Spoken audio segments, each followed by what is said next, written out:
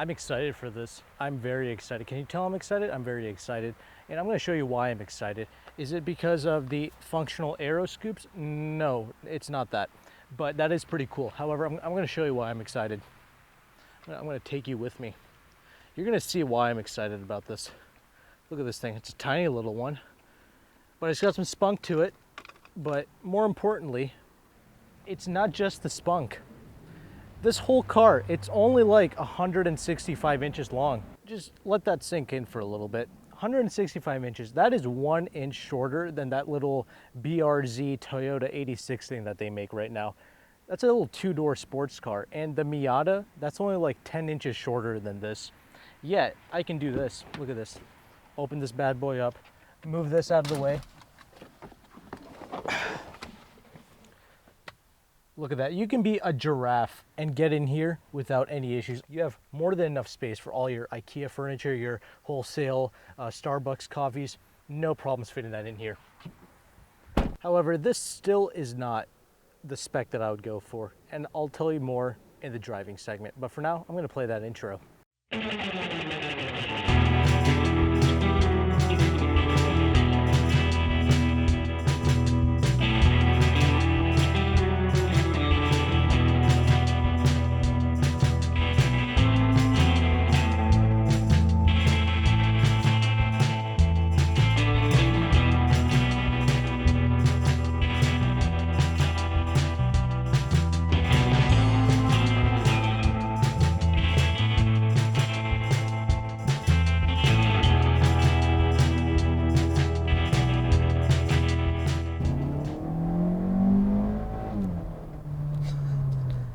Yes, setting off in the new 2020 Kia Soul. I actually already did a video on this car when I went to the press event for it back in February for the initial launch of this car. It was in San Diego, and I got to drive both the X-Line as well as this turbo model that I'm currently sitting in. I've already stated that this is actually a car that I'm extremely fond of in that previous video, and it's one that in this compact car segment, I already expressed to you my enthusiasm for it due to its size. However, I just love small cars that do their job extremely well. This is one of those cars. And for that reason alone, I mean, I find this to be one of the best compact cars in the segment.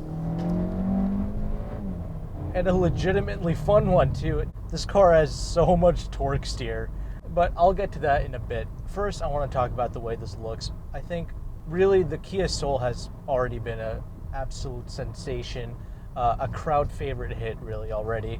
The previous generations, all of the generations combined for the last 10 years, the Kia Soul has sold over 1 million units.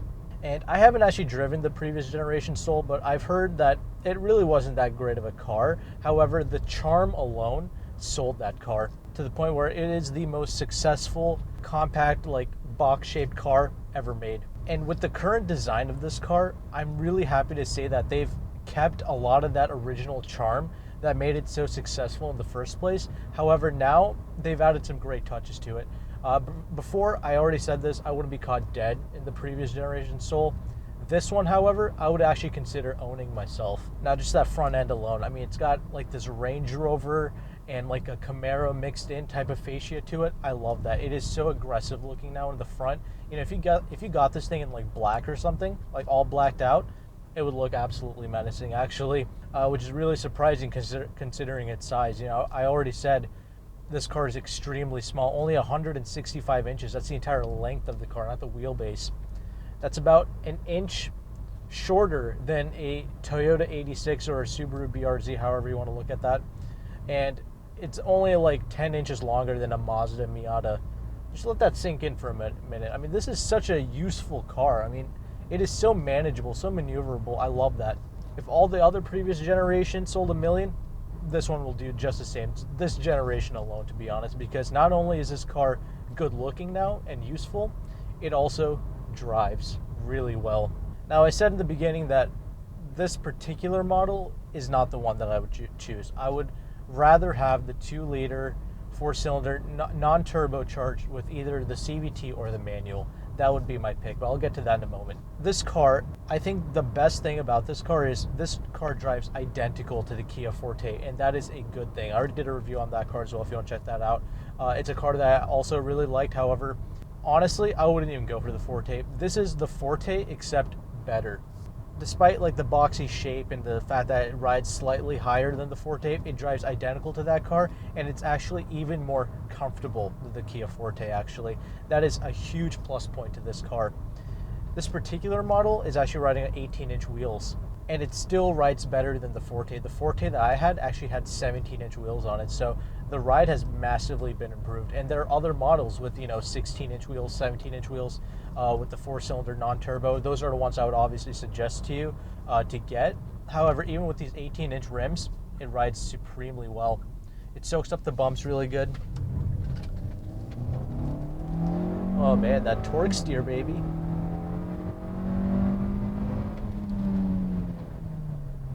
Yeah, it's extremely peppy, but again, I'll get to that in a moment.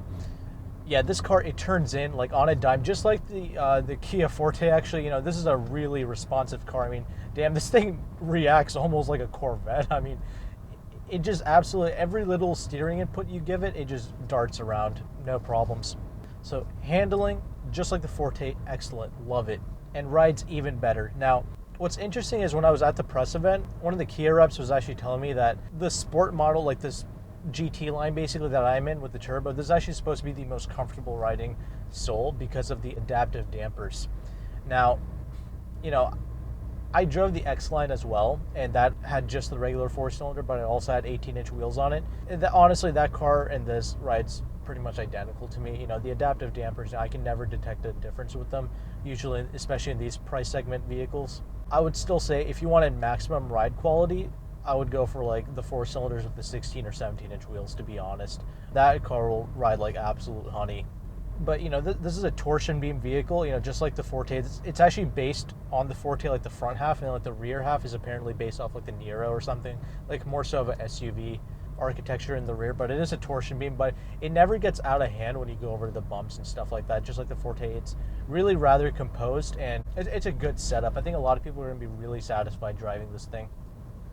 And this car is like really easy to see out of it. It's basically like a fishbowl. Like, because this car is a taller vehicle, which is really smart, by the way, the height of the glass as well in this vehicle is also higher. So, it's really easy to see out of this. The blind spots are really well controlled in this car. There's no stress driving this car. It is so easy. Just get in it and drive it. I mean, all the Kia Hyundai cars are like this, and I love that. Now, steering feel, like I said, it darts around really easily. However, the good thing is all the Kia Hyundai cars, it always feels natural in the hands. It doesn't feel synthetic in any way. However, if you put in the sport mode, which it does have two drive modes, basically normal and sport. I always drive around in normal, of course. Sport will pretty much compromise all your fuel efficiency because you will be just cruising around at 2,000 RPM, but it will give you the instantaneous type of power that you're looking for. But I would just leave it in normal. Now, speaking of power, this car has plenty of balls. I already said this. I actually own the Veloster, you already know that. And I love this motor. This motor is amazing. I love the 1.6 liter turbo. It is one of the best like mainstream turbo type of engines out there right now, and there is zero issues with pep in this car. It absolutely just takes off.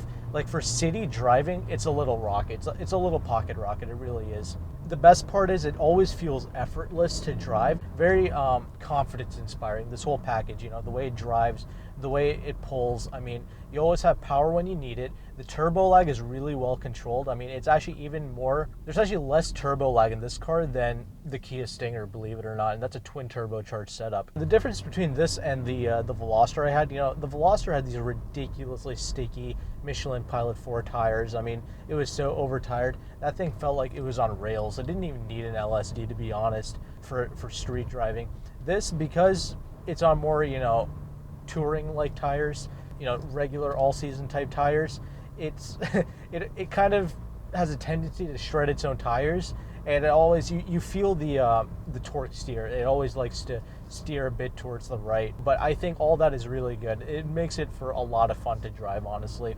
Now, let's talk about why this spec is not the one I would go for. The only reason why I wouldn't consider this trim is this transmission. This is a 7-speed dual clutch. I thought this transmission would be really amazing, but honestly, it's not. I would actually rather than put the CVT in this turbo model. I swear to God, I'm not even joking about that. Why do I say that? This this like dual clutch automatic thing, I mean, it feels like a manual car, like at low speeds. And some might say, oh, that's a good thing, but that's a good thing in a manual car because you're doing that. In an automatic, it just doesn't feel smooth at like really low speeds. It's a bit clumsy. I don't know what it is about this trans, but the performance really isn't my favorite. This engine is really linear. I know this because I had it in the Veloster, but due to the way this transmission is set up, it doesn't feel linear, and that's a bit of a shame. I mean, check it out for yourself. That's just kind of how I feel about it. Otherwise, I really like this. It's a really peppy little car. It's really rather fun, to be honest with you.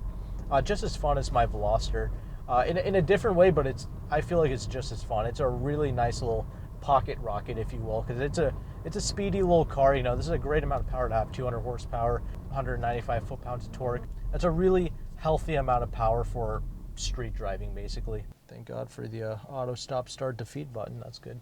Now, the size of this car aside, this car is actually really lightweight as well. This car weighs about like 28 to maybe 2,900 pounds, depending on the engine and options that you get. That's really light. That's only like 100 pounds more, I think, than than my Hyundai Veloster, which is a really light car. So a lot of that, that translates into a really nimble driving experience that I think a lot of people can appreciate. This just feels like a car which you can just toss around, and this is kind of why the regular 4-cylinder is just more than enough. It doesn't weigh much, so you don't need a massive engine to pull this thing around. But if you do have a massive engine, I mean, it's fun in its own way. It definitely pushes you back in your seat, this turbo. So I'm a huge fan of the motor. Just wish that they could improve this transmission. That's all. This car would be amazing with the manual. The Veloster was so much fun, the R-Spec, because of that manual. This would be the same, but I know they're probably never going to do that. And that's fine. Again, like I said, the regular 4-cylinder, that's the one to go for, and that's because it gets way better fuel efficiency in that. This car is getting 23 miles per gallon. That's really good, mind you. The piece of paper that it comes with says 27 in the city. You're not going to get that, but you'll know. If you're an owner of a turbo car, you'll know to be averaging 23 miles per gallon in a turbocharged vehicle is extremely good. There are some naturally aspirated 4-cylinders where I can't even, get 20 mpg out of. So to do that in a turbo, great. And this thing actually does take regular gas, so that's good. But the regular 4-cylinder, 147 horsepower, 132 pound-feet of torque. I know it doesn't sound like a lot, but trust me, just get in and try it out. It feels really good. It feels very adequate for street driving. And the way the CVT felt, I mean, I already said this, it is my most favorite CVT ever. I swear to God, it doesn't even feel like a CVT. It actually feels like a really well-tuned automatic, honestly, and that's what I'm looking for in a transmission. I just want it to feel smooth, and I want the car to get good gas mileage. You're going to get like 30 mpg average driving that thing, and this is like with me driving. So the way I drive, I mean, people are going to think all my cars are rented pretty much. So it's me pushing the cars the way I do and still getting really healthy fuel efficiency. Fuel economy numbers like that is really excellent. Plus, the regular 4-cylinder, it's not direct injected. It's just a port injected motor, so it's going to be really reliable in the long term. And that CVT, I know a lot of people, they might be concerned about reliability. However, I really wouldn't be. They really did their research when developing that thing. I mean, obviously the way it feels, they really did do their research, you can tell. And it's more of a chain driven system, not like a belt system like you'd find in most CVTs. It just feels really good. I urge you to try it. Plus, with the 16-inch wheels, it's going to ride better, obviously, or to the 17-inch wheels if you get the EX trim, so that's good. Plus, that 4-cylinder with the manual will be really fun if you go for the base model, and you'll get those models so cheap. I mean, this is, MSRP-wise, this is pretty pricey, like 28 grand, but believe me, nobody is paying 28 Gs for so nobody's paying MSRP for any of these Korean cars. I promise you. Really, I wouldn't be fretting about that. So if you go for the more basic, naturally aspirated models, you're going to get a screaming deal on it. It's going to make a lot of sense, especially if you get some good finance rates on it. So I highly recommend looking into that model. And And I'll quickly, after I go through this little corner here, I'll quickly tell you the trim levels that I would recommend to you is the S model and the EX trim. So in the S model, you actually get, that's one step above the LX, which is just the regular trim. You're going to get a few extra safety features. The LX, the base model, does not come with pretty much any safety features. This car, of course, has all of them, and they work extremely well. The EX trim is pretty much like the fully loaded trim of the 4-cylinder non-turbo model, basically. So it's going to give you pretty much all the options. It'll give you 17-inch wheels. It'll look pretty decent. It'll have the LED lights on it. The S trim and the X line actually come with like no LED lights, basically. They're just regular halogen incandescent light bulbs. And that's good because if you ever crack one of those things or if it ever goes wrong, it's not going to cost a fortune for you to replace those light bulbs. Those headlight assemblies pretty much. And I bring that up because the LED lights on pretty much any car, I don't care if it's a Ferrari or like a Kia Forte or a Kia Soul even, it's really expensive for LED headlamps, at least like $500, I swear. It's really pricey, so it's something to keep in mind. I like that Kia is offering like these really reliable, low maintenance, low cost options with this car. It really makes it affordable in the long run, and it's just a great car. It's just an enjoyable driving experience, actually. So that's something to also, if you like the way this looks, this GT line, you can get this in the non-turbo version. It's called the GT line, just regular 4-cylinder, no turbo.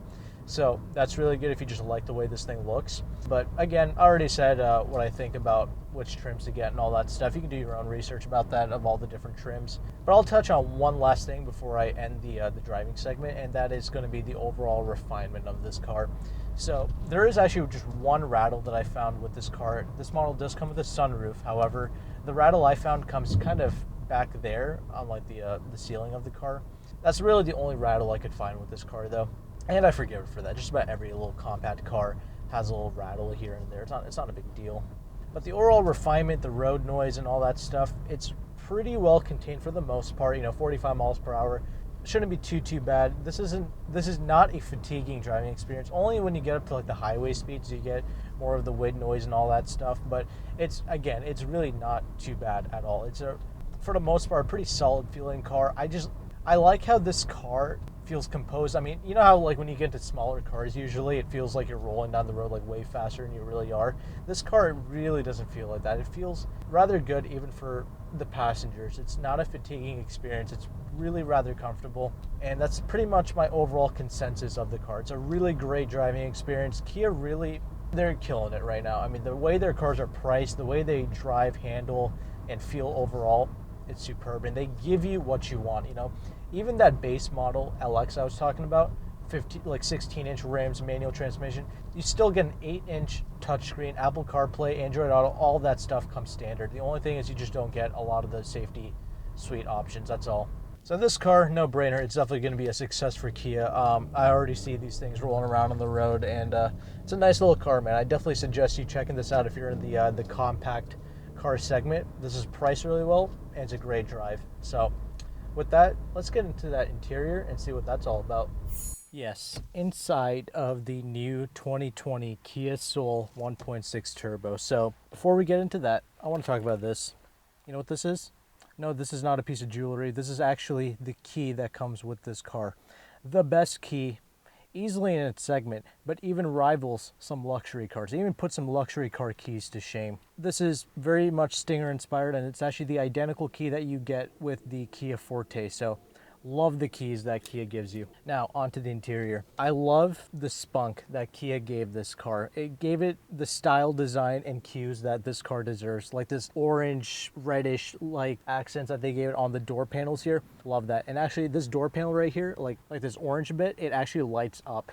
This is very noticeable at night, but it's supposed to show through even during the daytime. Now what is that? The previous generation Souls, they all had like these lights that went around the speaker grill. Well, instead of doing that, they actually gave it like this LED light cluster thing going on the side door panel here, and it'll change the colors of the lights to the types of music that you're playing. You might look at that as another thing that could break, but I think it's cool. You know, I like that they gave this car something special that really no other car in this segment has, to be honest. So that's really nice. I love those little details that Kia gave this car. There's a lot of little details in this car that reminds you that it's a Soul, basically. You know, it's got Soul written in various places, like here and right here on the seats as well. This particular car is fitted with the Harman card, and this is actually, I believe this is actually the only trim level. This 1.6 turbo is the only trim level where you can actually get this Harman kardon and sound system. I think it's like 500 something watts. The system sounds incredible. I think the other trim levels, they get like the basic 6-speaker. It sounds fine. I've heard it before. It's okay. But you know, this Harman kardon, it's pretty dope, but your ears aren't going to bleed if you listen to the other sound system. It's not a big deal, honestly. The door pockets are super useful. I love the size of them. They fit huge water bottles easily. See, even my water bottle is matching the car. Look at that.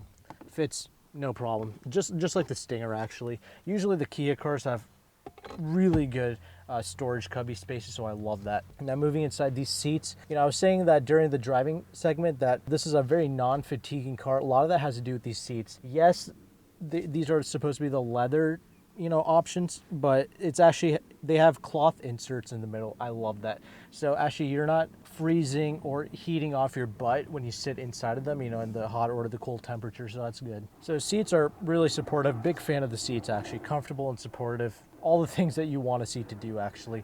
Next, the steering wheel, very ergonomic. I feel like Kia actually has the best ergonomics out of any car. It even beats out Toyota nowadays, to be honest. Everything is where you would want it to be. Everything falls into hand really easily. Like I was saying, the driving part, you just get in and just drive. That's the best thing about these Kia cars. Nobody has to explain anything to you. You just get in, everything feels right. The steering wheel, it is a GT line, so it's got this really nice D-shaped wheel, so it's got the flat bottom here. It gives you a bit more space for your legs as well, so that's nice.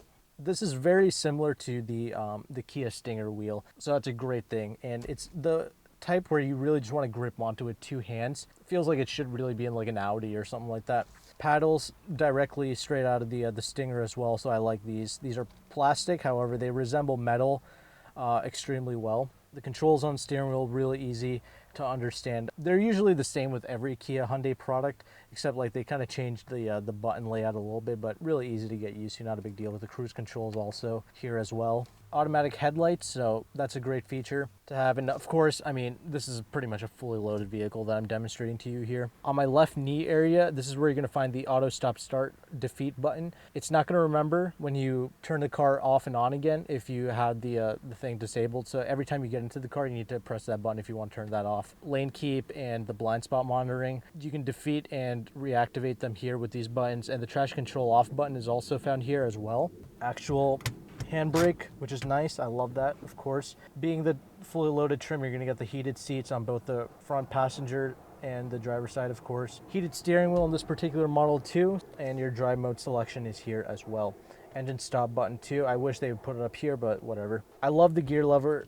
I know I was bitching about it during this transmission anyway, during the driving segment. However, I just love the lever. That's really nice. The only real way you can access the manual mode is actually through this gear shifter being set in the S mode, where you can control it via this gear stick. If you just use the paddles, it'll just kick you right out of the manual setting, basically. And you know, when you use it, it's just going to auto upshift for you anyway. So the best thing to do if you want to have the maximum manual driving experience in this car is to just put in the S mode to control it with this. Now, infotainment has been vastly improved here as far as the quality anyway. The quality of this screen is like on terms with Volkswagen, Mazda, really deep blacks. Love that. Gives it a nice quality look to it that I don't think the previous 8-inch screens really had. But they give it a more wider look here. This is actually a 10.25-inch screen, not the typical 8-inch screen that you're used to with the Hyundai Kia cars. That screen is still available in the other models other than this 1.6 turbo. You know, the screen looks great and it actually works very similar to the 8-inch screens. I like how they have it partitioned out in 3 because it's a wider setup, so it can show you more information.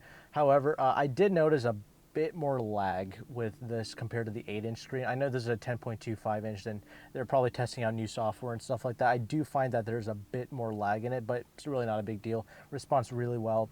Like I was saying, even in the base LX model, like the base model, you still get Android Auto and Apple CarPlay as standard with the 8-inch screen. Another advantage of going with non-turbo engines is that you're going to lose all the piano gloss black plastic that they have fitted with this car. It shows all the imperfections, basically all the dust particles, your dandruff, your fingerprints, everything shows up. So that sucks. Hopefully they'll change that. Anyway, moving down, I love how they have the climate control totally separate, just like with the Kia Forte. Shows you your temperature, your fan speed, all that stuff down here. Brilliant. Love that. They do that for all the trim levels here, so that's good.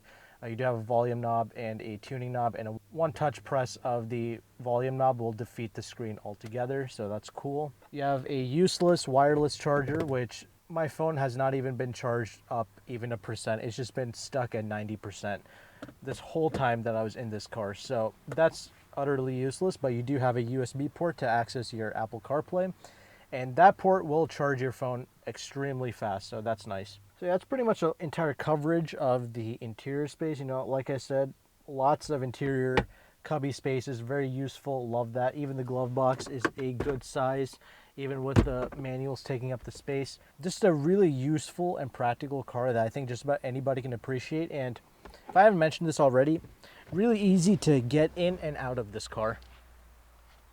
Now, let's get into that back seat. Anybody can fit in here. You can easily fit 5 people of just about any size in here. I'm sitting behind my seat, of course, like I showed you at the beginning of this video. I sit behind myself, no problems. Plenty of foot room in here as well. You can really just stretch out back here, and that is so impressive to say in a car that's only 165 inches long. If you gave this thing like an extra 5 to 10 inches, this would be just as big as like my Lexus LS 460, to be honest. I mean, this is just an immense amount of space, especially for a car of this class. I mean, literally no compact car has this much space in the rear. None. Not a single one. So if that's your concern, there you go. And, you know, maybe Kia doesn't want me to say this, but a lot of elderly people like this car because it is just the perfect height to just step in and out of. It is so easy to get into this thing. You know, it's not quite an SUV, so it's not super high, but it is slightly higher up than a car like the Forte. You don't really notice that when you drive it. It's slightly noticeable, but not huge. But it just makes it for like a really easy, practical car that I think a lot of people can appreciate. Even my parents, they love the fact that you can get in and out of this really easily. They're not old or anything, I'm just saying, you know, a lot of people, your passengers will appreciate this car. Again, you have this orange treatment here in the rear door panels too. You do have this center thing here that folds down, this little armrest, and it does contain 2 cup holders. It's a pretty sturdy armrest too, so I like that. It's something you don't really find in most compact cars.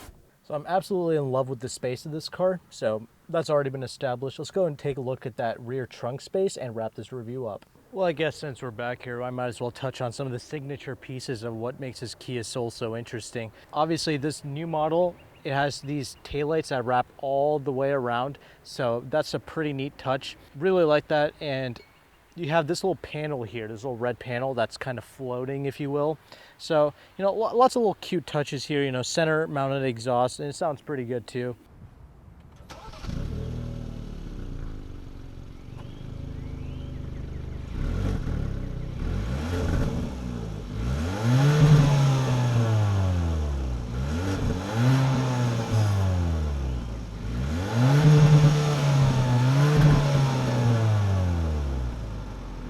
These vents are definitely fake though. These are, that's not real, but let's not worry about the little stuff.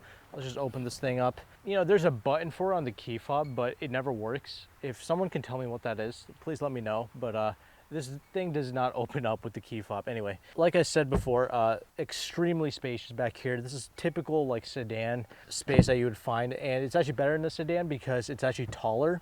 The space in general is taller. And this particular car does have the option of like this little mat. It's not a mat, I'm sorry. It's like a little piece of cardboard similar to this that actually makes this trunk space in line with the rear seats when it's folded down. And what I mean is, like, when you do have these seats folded down,